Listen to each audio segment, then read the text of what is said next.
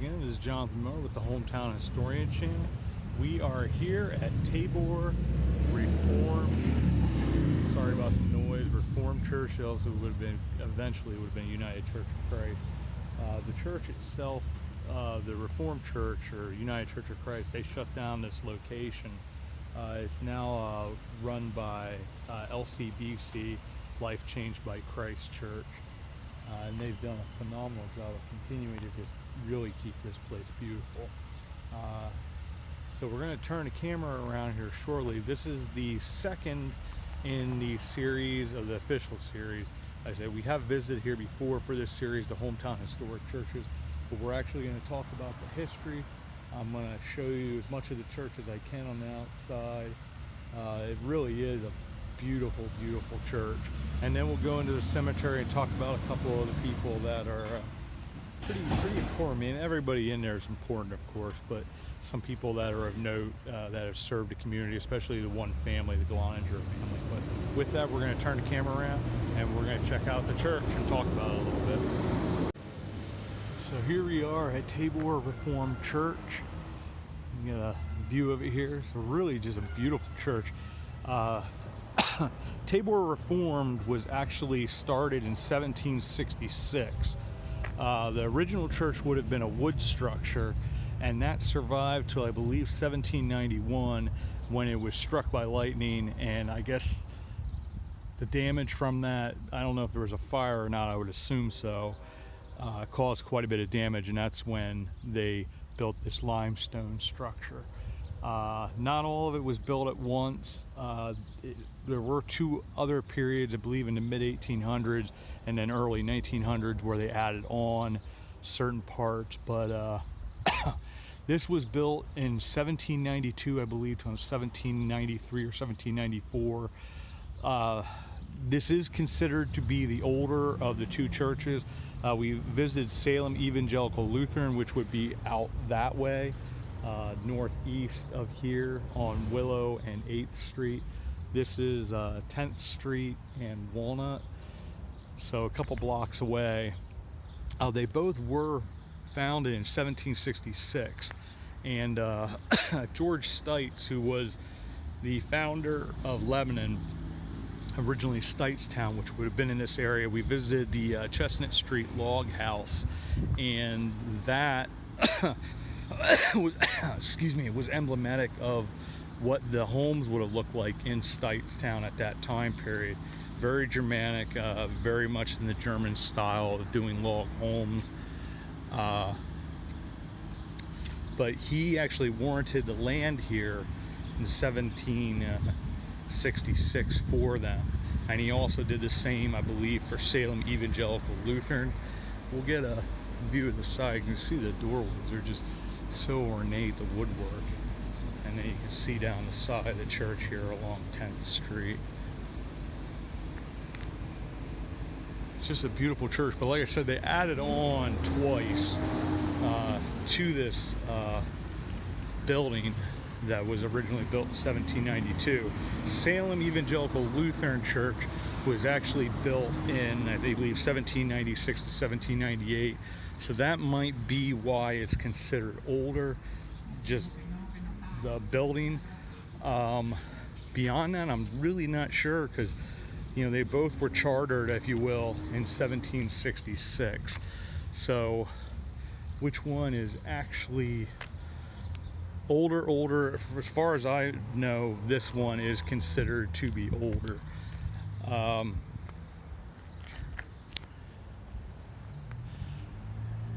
So George Stites, the agreement was one of those things they did with the Palatine. We had visited Qipaottadsttads Reformed, I believe it was Evangelical Reformed Church. I'm going to sit down here for a second. He had the agreement a lot of times over in the Palatinate region in Germany was they would do this thing where they would give one red rose annually, and that's celebrated here in June, specifically I believe June 10th. This might have been the first year now that, because I think LCBC was continuing that tradition, but the family decided not to do it this year, and maybe that was as early as last year, because I got a lot of my information from Lebtown. Once again, they do really great work. And but anyways, this congregation lasted till a couple years ago. So active congregations, Salem Evangelical Lutheran is actually now the older of the two, but thankfully this church still stands. I believe in 1980 is when this was placed on the National Registry of Historic Places, so it has those protections, thank goodness. And like I said, once again, LCBC has continued to really just take care of this building. It's so many of these old churches, you really think about it, they're, you know, they're local treasures, but they really are, at the end of the day, they're national treasures, because this is built in like a colonial style of that time, and they built these places to last. And a lot of times you'll have places like this that get torn down over time, and thankfully this has gotten the protections that it will continue to stand.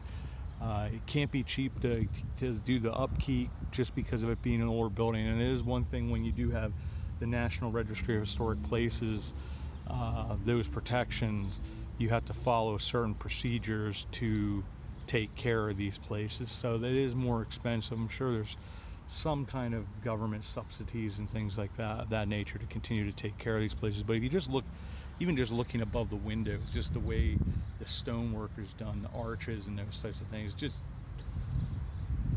these were our colonial cathedrals, if you will. Maybe not as ornate and have all the different unique architectural designs and features that a cathedral has, but these were our American cathedrals in a lot of ways. And if you think about it, you know, this place here, you know, since 1766, you know, over 250 years, coming up now on 260 years, this location here has been a central hub for the community of Lebanon. And, you know, people's lives have been, you know, revolved around this place.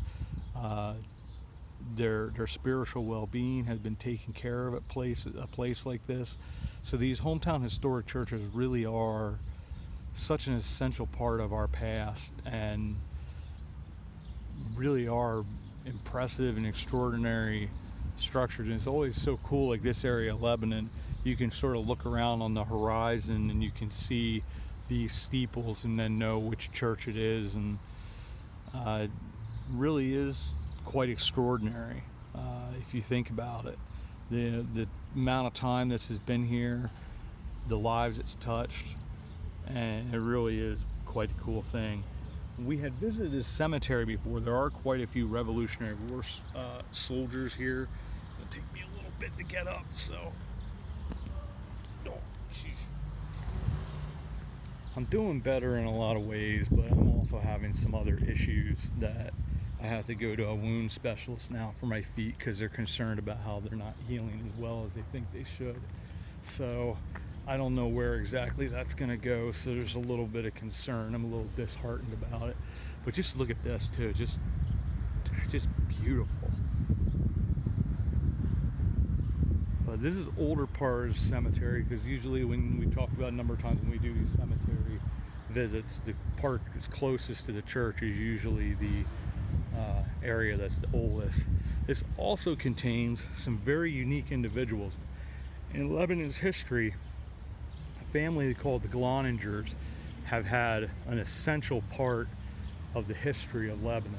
They've played a vital public role. They've done an amazing amount of work, and it's really, you know, they really changed the way Lebanon was with what they've done. And this is cool here. Reverend Ludwig Lupp, he preached 12 years in the First Reformed Church, Lebanon, Pennsylvania. I sort of wonder if he would have been 1786, but he would have been the first pastor at this church when it was first built, the stone building that's now here. probably wouldn't have been the first pastor because it started in 1766, but that's quite cool that he's buried here. But these next 4 stones, these are the Gloningers. You can see the name there. The Honorable John Gloninger, this is the man that's really intriguing. He was born, I believe, in 1758, lived till 1836. He actually served in the Revolutionary War. I believe he was a colonel in the Revolutionary War, served honorably. He wound up becoming a judge here in Lebanon. He also served as a representative, I believe it was a Pennsylvania representative, not a U.S. representative. Served several other vital roles. His son, who's also, I believe, John Gloninger, one was a doctor, I believe, but one, I believe, might have become a pastor here at this church. But they said, yeah, there is Reverend Philip Gloninger. That was one of his sons, became the pastor, I believe, here then. And the Gloningers, they, like I said, they have one of the oldest estates, I believe, is still in existence today. One of the oldest houses here in Lebanon is called the Gloninger Estate, and that was their home at that time. But the impact that they made was really, really extraordinary. And like I said, every single person in here is very, very important. And I believe when they put some of these parking lots in, it was probably this one, even that one, they did reinterm people, because when we went down to Hebron, Moravian Cemetery, one of the most important citizens of Lebanon County at that time, Curtis Grubb, was buried here. And his wife and his son, and I believe his son's wife, his son was Curtis Grubb Jr. So I'm going to finish the video this way. Apparently my phone started to overheat. It's not really that warm out there, so I don't know what was going on. I was in the midst of talking about, they had put in these 2 parking lots, and when they did that, some of the families chose to have their relatives reinterred. The Grubb family, be Curtis Grubb, his wife, Curtis Grubb Jr., and I believe his wife. When we had going down to Hebron Moravian Cemetery, they had, I saw those stones there, because Moravian Cemetery, they believe everybody is the same in death, so everybody has the same flat stone. It's all exactly the same. Now they set it up as well on how they do their church services, with the girls and women on one side and the boys and men on the other. Now, how many of them are actually set up that way? That's how they're supposed to be set up. But there were a couple of these stones that were really, really unique. Now, the one part of the cemetery is like somebody uses it still, because there are burials every now and then. That one's sort of semi-separate from the original Moravian cemetery, but Curtis Grubb and those 2 massive stones were reinterred. And I think that's why the Gloninger stones are all in a row like that, because they were moved. So there are people buried underneath these parking lots still. But a bunch were reinterred over to Hebron and to a couple other cemeteries, I guess. But Curtis Grubb is unique, as in he's the one that took over when his father passed away. He's the one that took over Cornwall Iron Furnace, and his brother Peter Grubb Jr. is the one that ran Hopewell Forges, which we visited the Pennsylvania Historic Marker for that, for the mansion itself, because the forges are no longer in existence. I think you can see some remains of like the dams that had been there, but that's all that's left of those forges, because those were, I believe, the first forges after his original forge in Cornwall that was just north of the iron furnace itself, just north of Miners Village.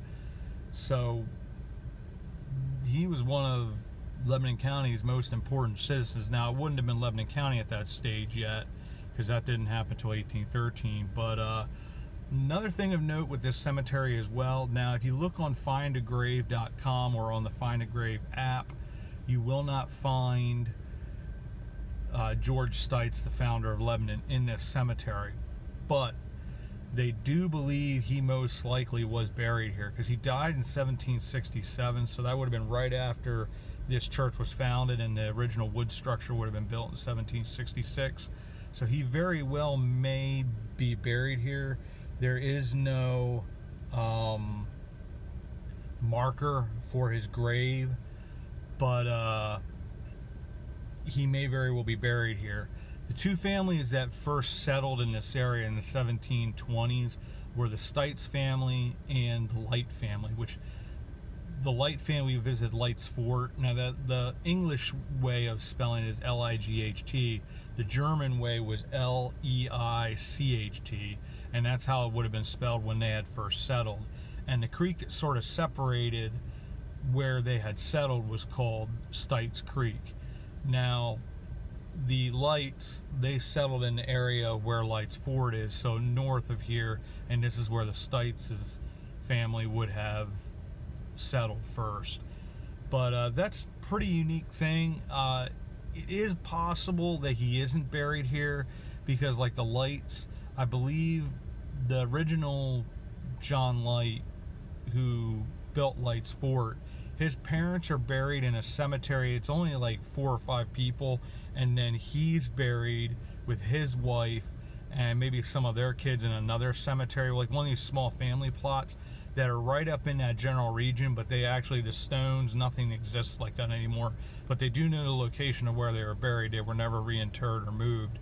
So it's very possible at that time period, being that this church was brand new and that he died shortly thereafter, he may be buried just goodness knows where a family plot is, and it just has never been discovered. Because a lot of those, a lot of those family plots from back then, we know where some are, and that's mainly because of there being stones that somebody's run across, or it's been on a family property, remained in the family, or whatever you have there, and it is maintained to some degree. But it's being able to ever actually find George Stites' grave site, probably never going to happen. It's just a lot of stuff's just lost to history. I mean, you're talking 250 years ago. So whether he's actually buried here or not, it would make sense, because this was the first church that he endowed the land to. I believe there was some exchange of money to some sort, but the Red Rose tribute that was done every single year, that was, it would make sense that he would be buried here. But whether he is or not, we never know. But the Gloningers are buried here. There's a number of Revolutionary War vets.